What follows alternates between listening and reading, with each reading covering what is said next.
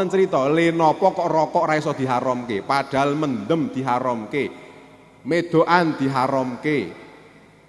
Iki ceritane ana wong telu mendem karo zina diharamke, rokok kok ora. Padahal padha-padha ora ganggu wong, ora maling, ora mateni, mendem zina. Wong telu niki ceritane mlaku-mlaku. Ning dalan niku nendang ceret. Cerete digosok metu jine.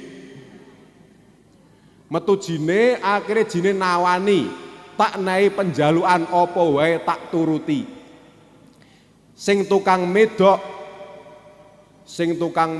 niku njaluk aku njaluk kumpulke artis-artis sing paling ayu sak ngalam donya.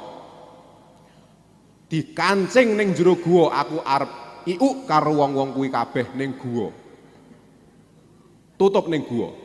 Sing nomor loro sing tukang mendem, aku yoyo kabeh ombenan sak ngalam donya. Saka mau sing badhek terus apa mau sing jari apal mau. Ora pedus sampe cem-ceman kadal duntal. Kancing ning jero guwa. Sing terakhir sing seneng ngrokok. Aku ya padha, rokok kabeh sak ngalam donya. Sing filter, sing kretek, sing tingwe, apa kuwi tingwe? Nglinting dhewe, sing mbako paling enak kancing ning jero guwa. Wis 10 tahun, Pak. Kabeh dikancingi 10 tahun.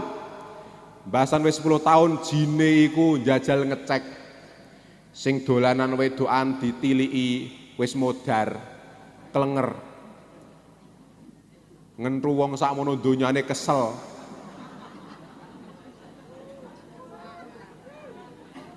Sampai nyawang kula ngeten aja nyang Mbak Rofi ngeten iki nggih. Iki meng aku tok putune aku ngene iki.